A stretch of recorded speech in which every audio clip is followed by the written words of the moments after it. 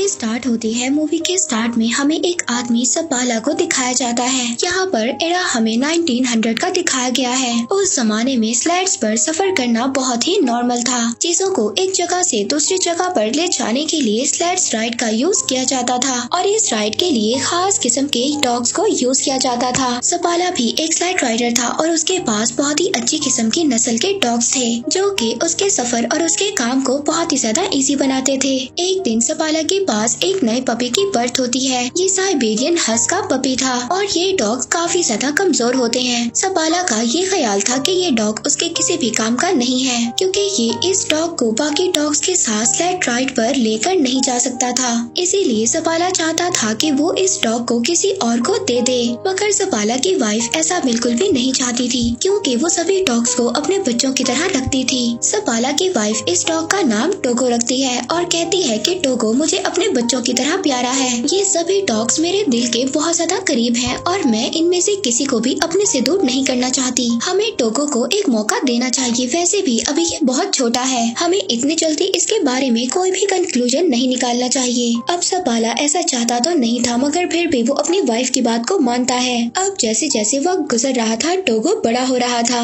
लेकिन टोगो काफी ज्यादा शैतान था और उसने सपाला के नाक में दम कर रखा था। सपाला की वाइफ हमेशा सपाला से यही कहती थी कि वो टोगो को अपने साथ स्लेड राइड पर लेकर जाए, मगर सपाला अपनी वाइफ से यही कहता है कि टोगो अभी बहुत ज्यादा वीक है और ये स्लेड राइड पर सरवाइव नहीं कर सकता। सपाला अब एक दिन टोगो को अपने फ्रेंड को दे आता है, मगर सपाला की वाइफ ये जानती थी कि टोगो जितना ज्यादा शैतान है उसको कोई भी नहीं रख सकता और अब होता भी ऐसे ही है। अगले दिन सपाला का फ्रेंड टोगो को वापस ले आता है और कहता है कि ये तुम्हारा डॉग बहुत ज्यादा शैतान है और इसे मैं अपने साथ नहीं रख सकता। और इस बात पर सपाला की वाइफ बहुत ज्यादा मुस्कुराती है क्योंकि टोगो वाकई शरारती था। सपाला जब भी अपने बाकी डॉग्स को राइड पर लेकर जाता था तो टोगो उसके पीछे आता था। हालांकि सपाला टोगो को फेंस के पीछे बांध दिया करता था, मगर फिर भी वो जमीन को खोदकर वहाँ से भाग जाता है और सीधा सपाला के पीछे जाता है। अब टोगो के आने से वो बाकी डॉग्स के साथ मस्ती करता है, जिस वजह से सपाला की प्रैक्टिस खराब हो जाती है जो वो अपने डॉग्स के साथ कर रहा था। एक दिन वो पानी में भी गिर जाता है। सपाला उसकी शरारतों से तंग आ गया था, इसलिए अब वो टोगो को रूम में बंद कर देता है, मगर टोगो वहाँ से भी किसी तरह से बाहर निकल आता है। अब एक दिन सपाला अपनी एक फीमेल फ्रेंड को कन्विंस करता है कि वो टोगो को अपने पास रख ले। सपाला की फ्रेंड बहुत ज्यादा स्ट्रिक्ट थी, वो ये कहती है कि टोगो को रूम में ही रहना होगा। खैर सपाला को इस बात से अब कोई भी मसला नहीं था। वो अपनी फ्रेंड के पास टोगो को छोड़कर वहाँ से चला जाता है, मगर उनके जाने के थोड़ी ही देर बाद टोगो वहाँ पर विंडो का शीशा तोड़ता है और बाहर आ जाता है और सीधा दोबारा से सपाला के पास आ जाता है। सपाला टोगो को देखकर बहुत ज्यादा परेशान हो जाता है। वो नोटिस करता है कि टोगो के हाथ भी जख्मी हो चुके हैं और उनसे खून निकल रहा है, इसीलिए अब वो टोगो को घर तक ले जाने के लिए स्लेड पर बिठाता है, मगर टोगो स्लेड पर नहीं बैठना चाहता था। वो बाकी डॉग्स के साथ भागना चाहता था। अब इतनी ज्यादा कोशिश करने के बाद भी जब टोगो स्लेड पर नहीं बैठता तो सपाला उसको बाकी डॉग्स के साथ बांध देता है। अब कुछ दूर जाने के बाद सपाला ये नोटिस करता है कि टोगो काफी ज्यादा एनर्जेटिक है और वो बाकी डॉग्स के निस्बत बहुत ज्यादा स्पीड से भागता है और अब इसीलिए सपाला टोगो को सबसे आगे बांध देता है। टोगो अपनी स्पीड से बहुत ही जल्दी सबको घर पहुंचा देता है। सपाला टोगो को देखकर बहुत ज्यादा खुश होता है और हैरान भी। वो आकर अपनी वाइफ को बताता है कि टोगो कितना स्पीड में भागा। वो अपनी वाइफ को ये भी बताता है कि ये एक लीड डॉग है। वो टोगो को देखकर बहुत ज्यादा खुश हो रहा था। सपाला की वाइफ भी टोगो को देखकर बहुत ज्यादा खुश होती है। इसके बाद सपाला अपने शहर में टोगो की मदद से बहुत ज्यादा स्लेड रेसेस जीत जाता है और आहिस्ता आहिस्ता सपाला और टोगो बहुत ज्यादा फेमस हो जाते हैं। वक्त इसी तरह गुजरता रहता है और अब 12 साल हो चुके थे। हम देखते हैं कि टोगो अब काफी ज्यादा बूढ़ा हो गया था। एक दिन अपने सफर से वापस अपने शहर में आता है तो उसको ये बात पता चलती है कि शहर में एक बीमारी फैल चुकी है। उस बीमारी का नाम था डिप्थीरिया और वो बच्चों पर बहुत ज्यादा इफेक्ट हो रही थी। इस बीमारी से बच्चों की जान भी जा रही थी और सब लोग बहुत ज्यादा परेशान थे।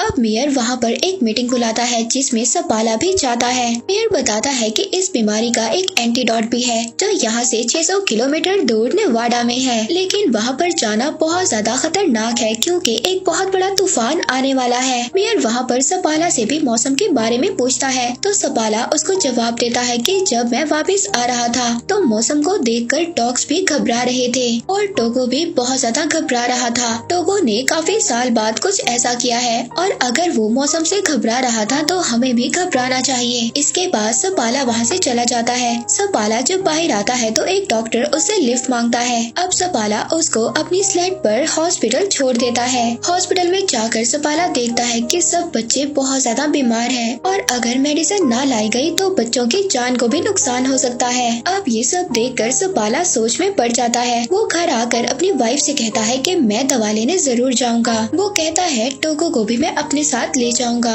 तब सपाला की वाइफ उससे कहती है कि टोगो अब 12 साल का हो चुका है और तुमने खुद ही कहा था कि टोगो अब इतना ज्यादा स्ट्रॉन्ग नहीं है और अब तो मौसम भी बहुत ज्यादा खराब है और मैं नहीं चाहती कि तुम उसकी मौत का रीजन बनो और तुम अपनी सारी जिंदगी इसी बात पर गुजार दो कि तुम्हारी वजह से टोगो मर गया। मगर सपाला तो टोगो के बगैर जाना ही नहीं चाहता था। वो अगली सुबह टोगो को लेकर अपनी वाइफ को गुड बाय बोलकर चला जाता है। अब जैसे जैसे सपाला और उसके डॉग्स आगे बढ़ रहे थे तूफान भी आगे बढ़ रहा था और हवा इतनी ज्यादा तेज थी सपाला को कुछ भी नजर नहीं आ रहा था। टोगो सबसे आगे था और सपाला अपने डॉग्स को आगे बढ़ने के लिए बोल रहा होता है क्योंकि इन्हें नेवाडा से मेडिसिन लेकर बहुत जल्दी वापस आना था। सपाला अपने डॉग्स के साथ बहुत ही गहरी ढलवान पर होता है। तभी टोगो वहाँ पर रुक जाता है लेकिन सपाला को कुछ भी समझ नहीं आ रहा था। सपाला जब आगे देखता है तो एक बहुत ही बड़ी खाई होती है। टोगो ने इस भयानक तूफान में भी उस गहरी खाई को देख लिया था और इसीलिए वो रुक गया था जिसकी वजह से सपाला और उसके बाकी डॉग्स की जान बच गई थी। तभी सपाला देखता है कि टोगो के पाँव में बहुत गहरी चोट लगी थी और उससे खून भी आ रहा था।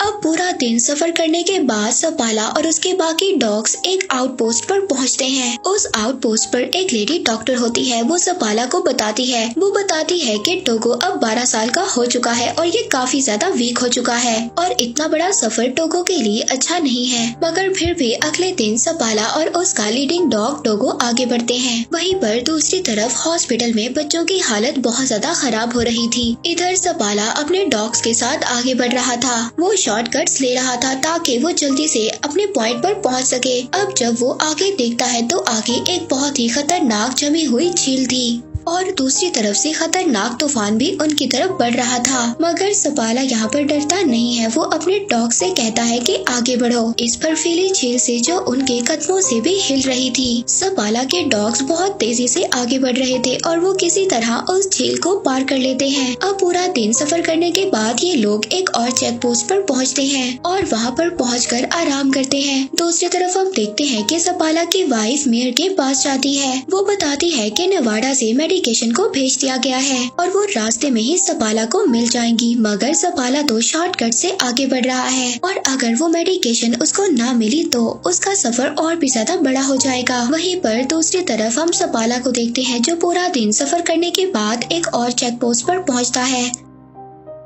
टोगो की हालत बहुत ज्यादा खराब हो गई थी। टोगो फिर भी आगे बढ़ना चाहता है। वो रुकना नहीं चाहता। वो लीड करना चाहता है और अब ऐसा ही होता है। सपाला अपने शॉर्टकट से जा रहा था और अगर उसको वो आदमी ना मिला जो नेवाडा से मेडिकेशन ला रहा था तो सपाला के लिए उसका सफर और भी ज्यादा मुश्किल हो जाएगा। अब सपाला यहाँ पर बहुत ज्यादा थक गया था। उसकी आंखें बंद हो रही थी मगर उसके डॉग्स बिजली की तरह आगे बढ़ रहे थे। हम देखते हैं एक आदमी है जो नेवाडा से आया था। उसके पास ही दवा थी। वो आदमी रुकता है मगर सपाला अपने डॉग्स के साथ आगे बढ़ रहा था। वो आदमी उसको आवाज भी देता है लेकिन सपाला अपनी हिम्मत होशी में होता है। यहाँ पर बहुत तेज हवा भी चल रही थी जिसकी वजह से सपाला उस आदमी की आवाज को नहीं सुन पाता। मगर टोगो ने यहाँ पर कुछ तो सुन लिया था। उस आदमी को ऐसा लग रहा था कि सपाला ने उसकी कोई भी बात नहीं सुनी और वो ऐसे ही आगे चला गया। मगर तभी वो आदमी देखता है कि सपाला वापस आ रहा था क्योंकि टोगो वहाँ यहाँ पर रुक गया था और अब सपाला के पास वो दवा थी जिसकी वजह से वो इतनी ज्यादा दूर आया था। अब वो दोनों आगे जाकर एक चेक पोस्ट पर रुकते हैं। सपाला का दोस्त उससे कहता है कि टोगो को यहीं पर छोड़ दो। मैंने ऐसे इन खतरनाक तूफान में अपने बहुत ज्यादा डॉग्स को खोया है और मैं ये नहीं चाहता कि तुम भी अपने इतने प्यारे डॉग टोगो को खो दो। लेकिन सपाला इस बात से मना कर देता है। वो कहता है कि टोगो मेरा लीड डॉग है और मैं इसके बगैर सफर नहीं कर सकता। और दोबारा से सपाला अपने डॉग्स के साथ सफर शुरू कर देता है। दोबारा से उनके सामने वही झील आती है जिस झील को सपाला ने अपने डॉग्स के साथ कल पार किया था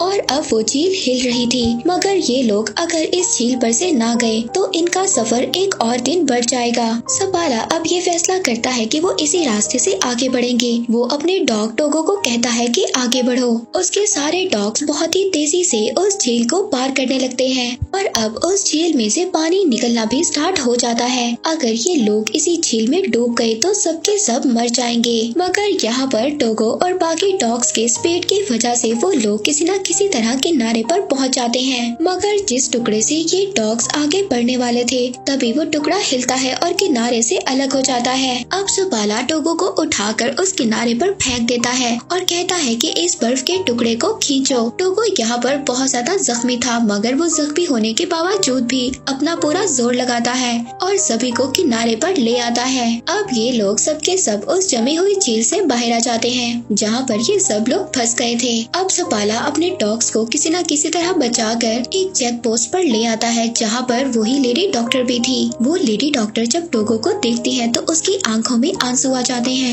वो सपाला से कहती है कि तुम्हारा डॉग मर रहा है, इसकी हालत बहुत ज्यादा खराब है। वो यहाँ पर सपाला को भी उदास कर देती है क्योंकि टोगो सपाला को बहुत ज्यादा प्यारा था। अब सपाला रात गुजारने के बाद जब अगले दिन अपना सफर शुरू करता है तो वो टोगो को आगे नहीं बांधता बल्कि पीछे बांध देता है क्योंकि वो बहुत ज्यादा बीमार था और सफर भी नहीं कर सकता था। मगर फिर भी टोगो अपनी पोजीशन पर खड़ा हो जाता है। सपाला ये समझ जाता है कि टोगो अभी रेस्ट नहीं करना चाहता और वो अपनी जगह पर खड़ा होना चाहता है और ये अपना सफर खत्म करना चाहता है। वो टोगो को आगे बांध देता है जिसके बाद वो लोग अपना सफर शुरू करते हैं। आखिरकार कुछ घंटों के बाद तूफान इतना ज्यादा खतरनाक हो जाता है कि सपाला को कुछ भी नजर नहीं आ रहा था और न ही सपाला को रास्ता नजर आ रहा था। वो टोगो के पास जाता है और कहता है कि मुझे तो रास्ता नजर नहीं आ रहा, तुम्हें ही अब हमें रास्ता दिखाना होगा और नेक्स्ट पोस्ट तक जाना होगा। सपाला यहाँ पर अपने पूरे चेहरे को ढांप देता है जिसके बाद टोगो अब इनको आगे लेकर जाता है। मगर कुछ दूर जाने के बाद टोगो भी अब थक गया था। वो थक कर वहीं पर बैठ जाता है।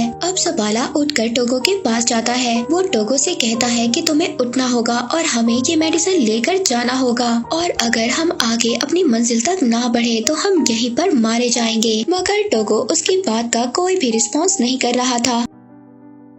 सपाला इस बात पर बहुत ज्यादा खुश था कि टोगो की वजह से उसकी जान बच गई। मगर टोगो उसकी बात का कोई भी रिस्पॉन्स नहीं कर रहा था। तभी एक आदमी लैंटर्न लेकर वहाँ पर आता है, यानी कि यहाँ पर टोगो ने अपना काम कर दिया था। उसने सपाला को चेक पोस्ट तक पहुँचा दिया था। वो ये देखकर बहुत ज्यादा खुश होता है क्योंकि टोगो की वजह से सबकी जान बच गई थी। अब सबके सब अंदर जाते हैं क्योंकि टोगो बहुत ही ज्यादा बेहाल होता है। उसकी हालत बहुत ज्यादा खराब होती है। यहाँ पर नाम का एक आदमी था जिसको सपाला की वाइफ ने भेजा था ताकि वो उस आउटपोस्ट पर पहुंचकर उस मेडिसिन को ले ले और जल्दी से उस मेडिसिन को लेकर वापस आ जाए जहां पर बच्चे बीमार हैं। रात को सबके सब रेस्ट करते हैं। इसके बाद सुबह को वो आदमी वो मेडिसिन लेकर निकल जाता है और कुछ ही देर के बाद वो नॉर्म सिटी पहुंच जाता है जहां पर एक रिपोर्टर उसका वेट कर रहा था क्योंकि ये बात न्यूयॉर्क सिटी तक पहुंच गई थी कि एक आदमी इतना बड़ा सफर तय कर बीमार बच्चों के लिए मेडिसिन लेने गया है। अब रिपोर्टर को ये लग रहा था शायद यही आदमी अपनी टीम के साथ वापस आया है और अब वो रिपोर्टर सपाला के बजाय उस आदमी का नाम अपनी न्यूज में छाप देता है। सपाला की वाइफ बहुत ही ज्यादा डिसअपॉइंट होती है। दूसरी तरफ टोगो भी काफी हद तक रिकवर हो जाता है।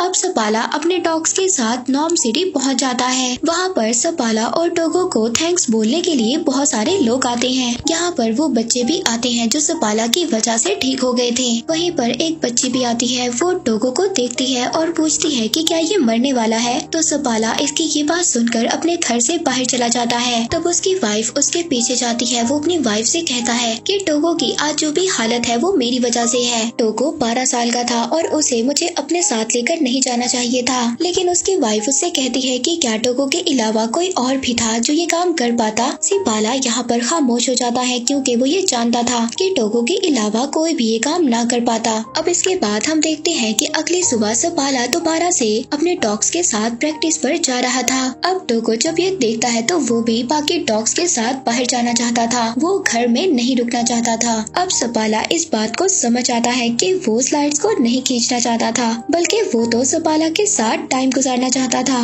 अब थोड़े वक्त के बाद टोगो बिल्कुल ठीक हो जाता है। सपाला अपनी वाइफ और टोगो के साथ लंबी सैर पर जाया करता था। 2 साल के बाद टोगो के कुछ बच्चे भी होते हैं जिन्हें वहाँ पर बहुत सारे मिशंस लेने आया करते थे। इन बच्चों की ब्रीड को एक नया नाम दिया गया था। वो था सपाला साइबेरियन। इसके बाद 1929 में टोगो की डेथ हो गई। उसके बाद भी सपाला डॉग्स को ट्रेन करता था लेकिन टोगो तो उसकी सिटी में बहुत ज्यादा फेमस डॉग था। तो ये थी टोगो की स्टोरी। हम देखते हैं कि टोगो ने इस स्टोरी में ये प्रूव किया कि इस दुनिया में सबसे ज्यादा वफादार और ख्याल रखने वाले सिर्फ डॉग्स ही होते हैं। और इसी के साथ ये मूवी यहीं पर एंड हो जाती है।